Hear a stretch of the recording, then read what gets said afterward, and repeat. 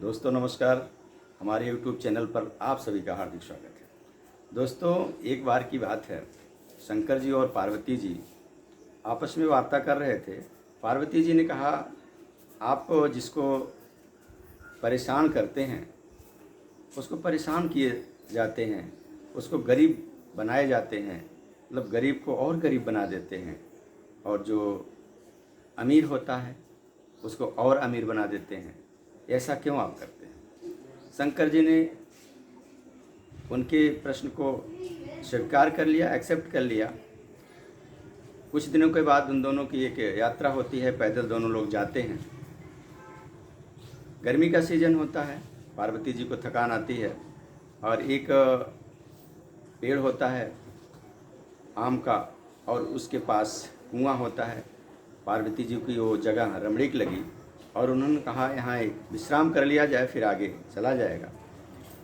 तो शंकर जी ने कहा, ठीक है। विश्राम करने की तैयारी हो गई, विश्राम करने लगे तो बोले, भाई अब यहाँ कुछ बना खा लिया जाए। तो बनाने खाने के लिए जो एक टेम्परेरी चूल्हा बनाया जाता है, जिसमें दोनों बगल ईंट लगा दिया, पीछे से ईंट लगा दिया, चूल्हा बन गया, उस पर कुछ बना लिया जाए। इस तरह की व्यवस्था की ज़रूरत पड़ी। तो शंकर जी ने कहा, ठीक है, ऐसा कुछ बनाइए।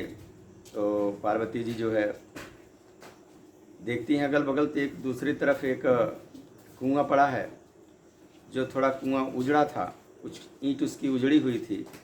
तो पार्वती जी जाती हैं, वहाँ से 2 ईंट उठा के लाती हैं, फिर 2 ईंट उठा के लाती हैं, अपना चूल्हा बना लेती हैं, वहाँ खाना बनाने लगती हैं।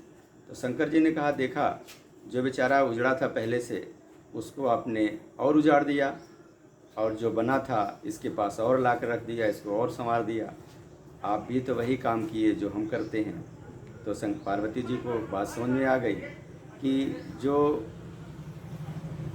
खुद कुछ पॉजिटिव होता है, अच्छा होता है, वहाँ अच्छा ही होता जाता है, वहाँ हर कोई अच्छा करता है, और जो बिगड़ता है वहाँ चीज़ें बिगड़ती जाती हैं, जाने अनजाने उसको लोग हानि पहुँचा देते हैं।